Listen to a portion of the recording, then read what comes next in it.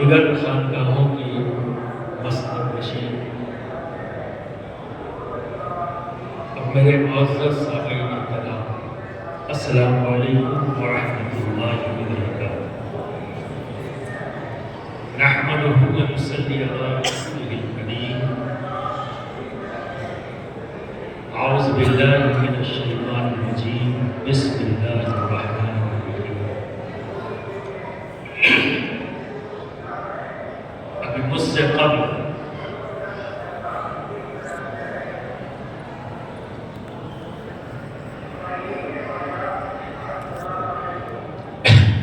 شریف کی خانقاہ کے صاحب سجادہ کی گفتگو آپ نے سماعت کی، اور جتنی دیر میں آپ کی گفتگو میں شامل رہا اس سے اندازہ یہ لگا کہ آپ کی گفتگو علم، اور یہ سچ ہے، میں اس کی تائید کرتا ہوں کہ سلسلہ چشت اہل بہشت کے اکابرین کے تعلق سے لوگوں نے خیال بنا رکھا ہے کہ ہاں وجد کا عالم ہوتا ہے، کیف و مستی کا عالم ہوتا ہے، بس اس کے ساتھ۔ اب یہ سچ نہیں ہے۔ کون سی ایسی فیلڈ میں ہے جہاں پر سلسلہ چشت اہل بہشت سے تعلق رکھنے والوں نے کام نہیں کیا؟ اگر میں ہندوستان کو دیکھتا ہوں تو یہاں کی دو زبانیں، ایک ہندی ہے اور ایک اردو، یہ کس کی دین ہے؟ اس ملک کو دو زبانیں دیا ہے، کسی اور نے نہیں، سلسلہ چشت اہل بہشت نے دیا ہے۔ اور سردار غریب نواز کے مشن کو دو شاخیں جو آگے چل کر بنی، حضرت بابا فرید گنج شکر رضی اللہ تعالیٰ عنہ سے جو دو شاخیں بنی، حضرت سید علی احمد ثابت کلیری رحمۃ اللہ تعالیٰ علیہ اور حضرت محبوب الہی حضرت نظام الدین اولیاء رضی اللہ عنہ۔ تو ایک شاخ کی علمی خدمات کو آپ نے سنا، اب دوسری شاخ جس سے میرا تعلق ہے، سلسلہ چشتیہ نظامیہ، اور مجھ سے قبل سلسلہ چشتیہ صادریہ کے صاحب سجادہ کی آپ نے گفتگو سنا۔ تو تمام مدارس میں جو نصاب داخل ہے اسے درس نظامی کہتے ہیں۔ بے شک آج تمام عالم جسے پڑھ کر فضیلت کی ڈگری حاصل کرتے ہیں، اس پورے نصاب کو لانے والی کوئی اور ذات نہیں، حضرت ملا نظام الدین کی رکھی پہلی فصل۔ لیکن جب چشتی نظامی شاخ میں آتے ہیں تو میں دو زبانوں کی بات کروں گا، اردو اور ہندی۔ اردو کا تعلق حضرت مخدوم سلطان سید اشرف جہانگیر سرداری، اور ہندی کا تعلق آپ ہی کے سلسلے کی غلام سید مبارک اشرف، جو سردار مخدوم سلطان سید اشرف جہانگیر کی خانقاہ جائے شریف میں تھی، وہاں کے صاحب سجادہ سید مبارک اشرف، ان کے مرید تھے ملک محمد جائسی اشرف، اور ملک محمد جائسی کی جو تصنیف ہے وہ 7 کتابیں، پدماوت، اکراوت، نکراوت، سکراوت، 3 کا نام میں بھول رہا ہوں، میرے کو نہیں یاد ہے، 4 7۔ اگر ان کتابوں کو نکال دیا جائے تو ہندی ساہتیہ میں کچھ نہیں بچے گا۔ جب ان کتابوں کو اس میں جوڑتے ہیں تو ہندی زبان اکیڈمک لینگویج بنتی ہے۔ اگر ان کتابوں کو ہٹا دیں تو ہندی زبان کا استعمال ختم ہو جائے گا، اس کا وجود ختم ہو جائے گا۔ اب آپ دیکھیے، آپ نے پیر کی اجازت سے اس کتاب کو لکھا، پدماوت، یہ اس ملک میں تصوف کی ہندی زبان میں پہلی کتاب کا نام ہے فتح، کہ پہلی کتاب ہے ہندی زبان۔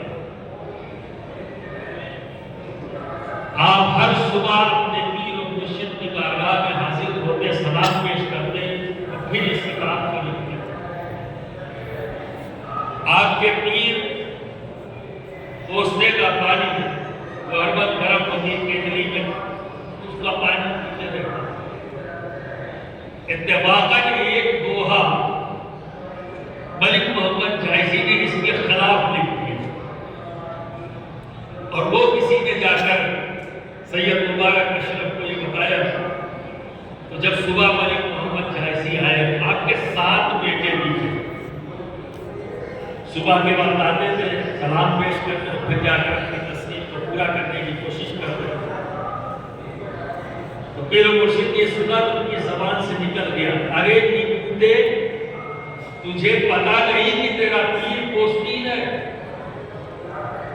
ادھر زبان سے نکلا نکوتے یعنی بے اولاد۔ تو ان کے 7 بیٹے گھر میں ناشتے کو کر پہلے تک پورا گھر زمین دوز ہو گیا۔ ملک محمد جائسی وہی بیٹھے ہوئے، ان کو وہی خبر ملی کہ آپ کے مکان کے ساتھ یہ حادثہ ہوا، اس میں آپ کے 7 بیٹے دب گئے۔ تو جو کیفیت تھی سید مبارک اشرف کی، اس کیفیت سے جب آپ باہر آئے بڑا احساس ہوا، فرمایا ملک محمد کیا چاہتے ہو؟ اپنی تصنیف کی زندگی یا اپنے بچوں کی زندگی؟ آپ اندازہ لگائیں تو ملک محمد جائسی کہتے حضور جو مشیت تھی وہ ہو گئی، مشیت یہی تھی کہ میرے بچوں کا انتقال اسی انداز میں ہو، اللہ نے انہیں اتنی ہی زندگی دی تھی، یہ مشیت بھی پوری ہو گئی، مجھے زندگی اگر چاہیے تو اپنی تصنیف کی زندگی چاہیے۔ کوئی ہے مثال ایک دوستی کی اس طرح ہے کہ ایک ہی جگہ ہے، اولاد پر اپنی تصنیف کو، اپنی علمی خدمات کو ترجیح دیا، نہ کہ اپنی اولاد کو۔ یہ ہے سلسلے چٹ اہل بیت سے جڑے ہوئی ذاتوں کا کارنامہ۔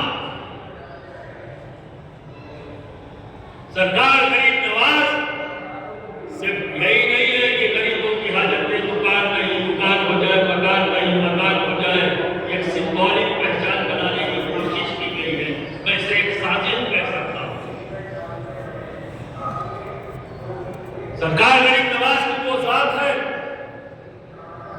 کہ آپ نے بغداد شریف میں اس وقت کے زبردست علماء سے آپ نے یہ حاصل کیا، اور اس میں ایک ذات ایسی بھی ہے جن کے مزار پہ ہم نے حاضری دی ہے، وہ بھی آپ کے استاد ہیں، حضرت سید احمد نوری، جو جن کا مزار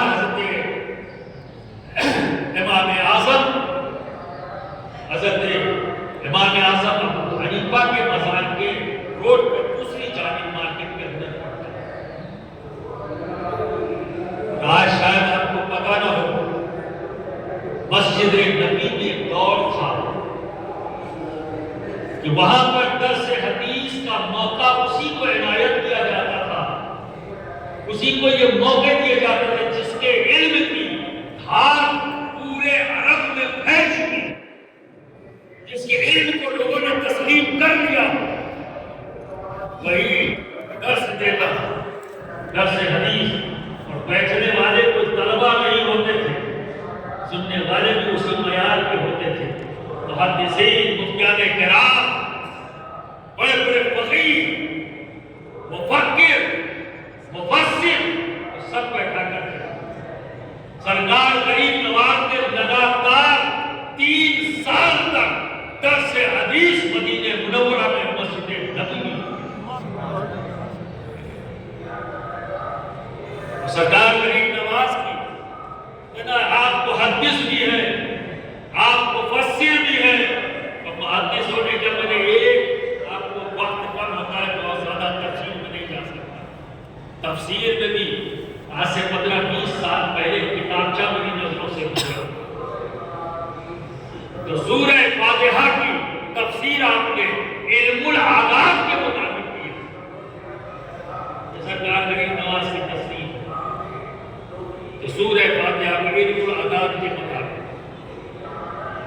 لیکن تمام سلسلے چشت اہل بہشت کے آستانوں پر جو بھیڑ نظر آتی ہے، شاید اسی کو دیکھ کے یہ سمجھ لیا ہو کہ صرف یہ ظاہری حاجت پوری کرنے والے ایسا نہیں ہے، یہ ہر حاجت کو پوری کرنے والی ہے۔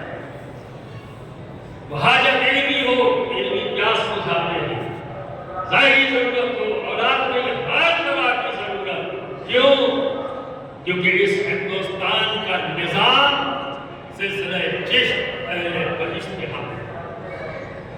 تمام روئے زمین کے جو بھی اولیاء کرام اس ملک میں تشریف لائے، ان کی ولایت اپنی جگہ، ان کا مقام اپنی جگہ، پر اس ملک کے نظام کو چلانے کی ذمہ داری سلسلہ چشت اہل بہشت کی ہے۔ باقی تمام سلسلے یہاں ان کی حیثیت مہمان، سلسلہ چشتیہ کی حیثیت میزبان کی ہے۔ بھائی جو میزبان ہوگا بھیڑ تو وہی لگے گی، تو یہ نیکڈ آئی سے آپ دیکھ لیجئے، کسی کی بزرگی میں مجھے شک نہیں ہے، لیکن سلسلہ چشت اہل بہشت کسی بھی شاخ سے تعلق رکھنے والا آستانہ ہو تو بھیڑ آپ کو وہی نظر آئے گی، کیونکہ وہ میزبان ہے، مہمان ہے۔ اور ان کی آپس کی محبتیں دیکھیے،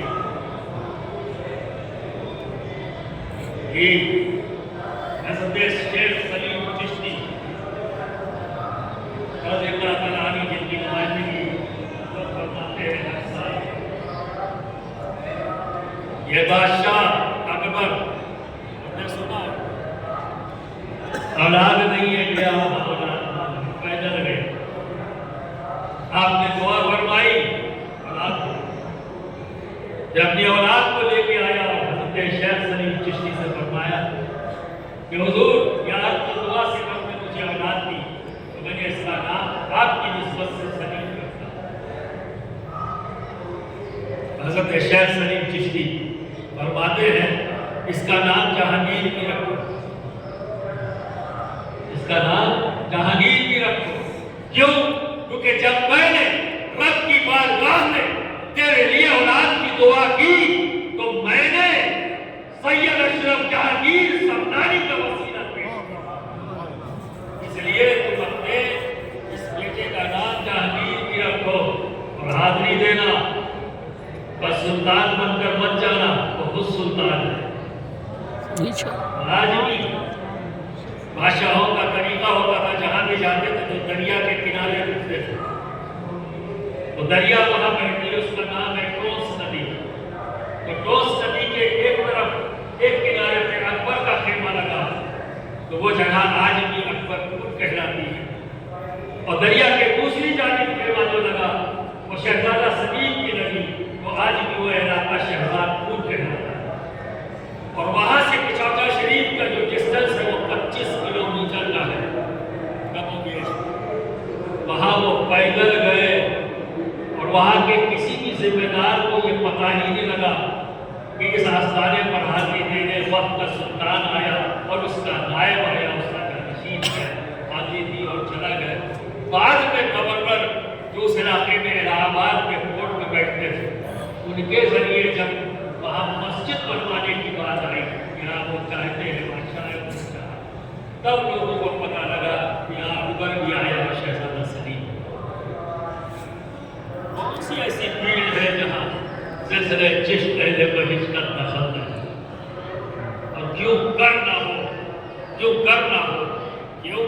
کیونکہ اس ملک کی میزبانی، اس ملک کے نظام کی ذمہ داری کس طرح سے چلے گا، یہ رب تبارک و تعالیٰ نے خواجہ غریب نواز کے وسیلے سے آپ کے سلسلے کے تمام غلاموں کو وقت فوقتاً سلسلہ بار عطا کیا، جو ہنوز جاری اور انشاءاللہ تبارک تعالیٰ قیامت تک جاری ہو سکتا ہے۔ لیکن کیا کیا جائے؟ آج ہر آدمی نے اپنے اپنے حساب سے، اگر کوئی مدرسے نہیں گیا ہے تو عالم ماننے کے لیے تیار نہیں، اور جو مدرسے چلا گیا 8 سال اس نے پڑھ لیا، اس کو ڈائریکٹ تعلیم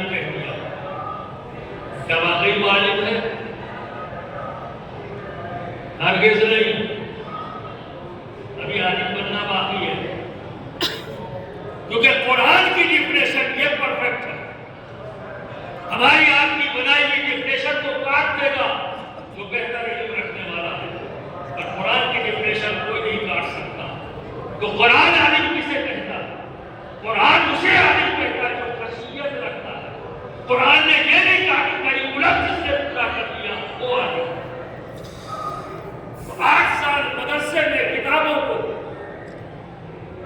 سلیبس کو پورا کیا ہے، ابھی کریکولم پورا کیا ہے، عالم بننا باقی ہے۔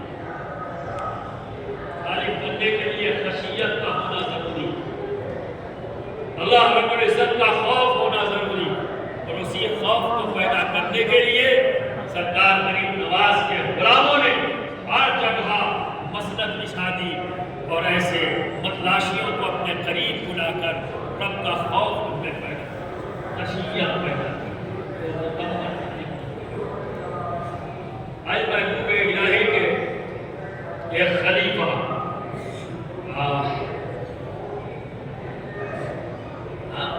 تھوڑا بڑا کمزور آنے کی جلدی دماغ سے ہٹ جاتا ہے، بہت بڑے محدث مفسر غضب کے آنے، نام شاید یاد آئے گا تو کے لیے مالکی مسلک کے بزرگ عرب وہاں بات دیکھتے ہیں کہ ایک شخص ہے آسمان سے آ رہا ہے اور ایک پان ہاتھ میں اور وہ چادر سے ڈھکا ہوا، آپ ملاقات کرتے کہتے ہیں یہ کیا ہے؟ کہا یہ رب کی جانب سے کچھ علم ہے جسے علم لدنی کہتے ہیں، یہ مجھے پہنچانا ہے اس ذات تک، اور ان کا تعلق نظام الدین اولیاء سے ہے، تو میں وہاں جا رہا ہوں۔ آپ کو نہیں شوق پیدا ہو، عرب سے ہند کا سفر کیا، دلی آئے، تو محبوب الہی سے فرمایا کہ میں نے یہ خواب دیکھا ہے، اور آپ کی خانقاہ میں استاد کا نام بتایا، کہا جائیے کسی کوشے کی میری خانقاہ میں بیٹھے۔ جب اس وہاں پہنچے تو آپ بتایا تو انہوں نے کہا ہاں یہ امانت میرے لیے ہی تھی، وہ فرشتہ میرے ہی لے کے آیا تھا، وہ فرشتہ کیا تعریف کرے۔ تو یہ جو ایک کرائیٹیریا بنا دیا گیا، اب میں ایک پوچھتا ہوں، یہ بتائیے اللہ کے رسول کے صحابہ کی جو جماعت ہے انہیں عالم مانتے یا نہیں مانتے؟ جب انہوں نے کوئی کتاب تو نہیں پڑھی، کسی درسگاہ میں تو نہیں بیٹھے، کہیں چاک اور بلیک بورڈ تو نہیں بنا، تو ان کے سورس آف نالج کا گین کرنے کا طریقہ کیا تھا؟ تمام صحابہ عالم ہیں، تو کیسے ہوئے؟ نبی کو دیکھا، یاد کر لیا اور امپلیمنٹ کر لیا، عمل شروع۔ نبی سے سنا، یاد کر لیا اور امپلیمنٹ کیا اور عمل شروع، اور ان جو سنا ہوا ہے دوسروں کو سنایا، اسے آگے بڑھایا۔ تو کیا پتا لگا؟ علم حاصل کرنے کا ایک طریقہ یہ بھی ہے دیکھ کر، علم حاصل کرنے کا ایک طریقہ یہ بھی ہے سن کر، اور تیسرا طریقہ علم حاصل کرنے کا کتابوں کو پڑھ کر، اور چوتھا رب جسے چاہے اسے عطا کرتا ہے، جسے ہم علم میں پانچواں کوئی طریقہ نہیں ہے۔ تو میرے سرکار غریب نواز کی وہ ذات ہے کہ ایک ہی وقت میں چاروں طریقے آپ نے اپنائے، علم کو حاصل کرنے کا بھی اور علم کو آگے بڑھانے کا۔ کتابوں سے بھی علم حاصل کیا، اپنے شیخ کو دیکھا، اپنے شیخ سے سنا، اور اپنے وقت کے تمام اکابرین کی بارگاہ میں گئے، انہیں دیکھا، انہیں سنا اور اپنی ذات کے لیے۔ اور ایسے لوگ جو خواہش رکھتے تھے علم کی دولت کی، اگر محنت نہیں کر سکتے، ایک نگاہ ڈال دیا، سرکار غریب نواز ان کے غلاموں کا عالم یہ ہے، مخدوم سید کسی نے پوچھا کہ ہم نے پچھلے زمانوں میں یہ سنا ہے کہ ایک نگاہ جب ولی جان دیتا ہے تو دل کی کیفیت بدل جاتی ہے، کیا اس دور میں بھی کوئی ولی ایسا ہے؟ آپ فرماتے ہیں نورالعین کی بلی کہاں ہے؟ حضرت عبدالرزاق نورالعین جو آپ کے جانشین ہیں وہ بلی پر کہا بلی کہاں ہے؟ بلی آئی اس پر نگاہ ڈال دی، اس کے بعد اس کی کیفیت کیا ہے کہ جب آپ باز فرماتے تھے تمام فرما مریدین بیٹھے ہوتے تو وہ بلی بھی اسی صف میں جا کر بیٹھتی تھی اور اسی انداز میں اس پر بھی وحی طاری ہوتا تھا جس انداز میں فرما مریدین کی جماعت اور لنگر کھانے کا انفارمیشن جتنے مہمان آج کام کے لنگر کھانے میں کھانا دو اتنی آوازیں نکالتی تھی اور اتنے پنجے سے نشان بنا دیتی تھی، اپنا انچارج ان نشانوں کو گر لیتا اور اس کی آوازوں کو سن کر گر لیتا اور وہ کھانا تیار کر لیتا، وہ تجھے ہی مہمان ہوا تو نہیں۔ اب آپ سنیے آخری بات، وہ وقت ہو چکا ہے۔ ایک بار 50 کا کہا اور دسترخوان جب بچھا کر 51، یہ پہلی بار ہو رہا ہے، بڑا حیرت ہے۔ مرتبہ 3-4 میں جا کر شکایت کی، بلی شوق ہو گئی ہے، اب غلط خبر دینے لگی، ایسا نہیں ہو سکتا۔ اب تو میں فکر آئے، پوچھا کیا بات ہے، آج تم نے غلط اطلاع دی؟ بلی اٹھی، سارے مہمان بیٹھے ہوئے ہیں، سب کی گود میں جاتی، سونگتی، آگے بڑھ جاتی، آگے بڑھ جاتی، آگے بڑھ جاتی اور ایک گود میں جب پہنچی تو پیشاب تو کھڑا ہو گیا اور سیدھا جا کر محبوب سنہ کے قدموں میں گر گیا کہ جس بارگاہ کی بلی کا یہ عالم ہے کہ میرا کفر اس سے نہ چھپا تو پھر اس کے آقا کا عالم کرے۔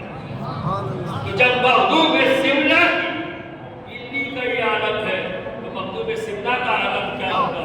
اور جس در کی غلامی محبوب سنہ اس انداز میں بیان کرتے ہیں کہ یوں تو مجھے دنیا کے تمام سلاسل سے نعمتیں ملی ہیں پر بندہ ہوں میں سلسلے جن اہل بہشت۔ اب جلا سے ملی ہے نعمت پر بندہ ہوں سلسلے جن اہل بہشت۔ برادران ملت اسلامیہ، یہ ہے سرکار غریب نواز کی ذات اور ان کا بنایا ہوا یہ نظام جو ہندوستان میں قیامت تک روز جاری و ساری رہے گا انشاءاللہ تعالی۔ وآخر دعوانا الحمدللہ رب العالمین۔ اور آخر میں چلتے چلتے ایک بہت بہترین کوشش اور محرومی کا احساس مجھے کہ میں اس میں نہیں دے سکا، لیکن انشاءاللہ تبارک و تعالی جب اگلی بار یہ کاوش ہوگی تو انشاءاللہ ایک مفصل